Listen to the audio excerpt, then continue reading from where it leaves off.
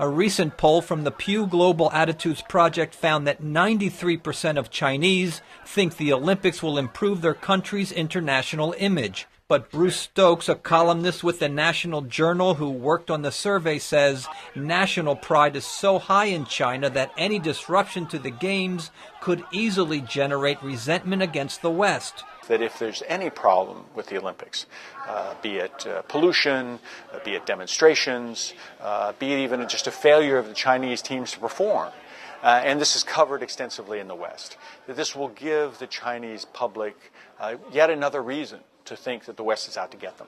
International supporters of China's selection to host the Olympic Games have high expectations for the Olympics. Victor Cha is Director of Asian Studies at Georgetown University and formerly a member of President Bush's National Security Council. He says using the Olympics to quietly engage the Chinese has been an effective way to press China to change.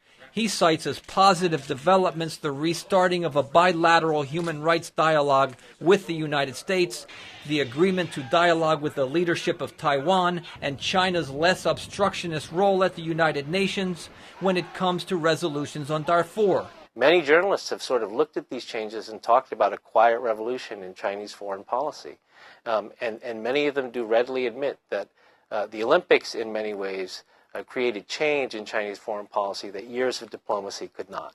Cha says the pressure on China to further reform will continue after the Olympics, but Sophie Richardson with Human Rights Watch disagrees. She says in some ways the Olympics has prompted the Chinese government to regress, cracking down on protest in places like Tibet and on internal dissent. We're aware of people who are now serving sentences on charges of inciting state subversion for simply having said publicly that they would rather the government improved human rights than spend so much time and energy on hosting the Olympics. China is already retreating from its promise to provide international journalists with full internet access by blocking politically sensitive sites that discuss Tibetan succession or human rights in China.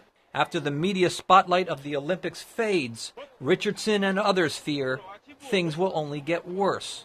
Brian Padden, VOA News.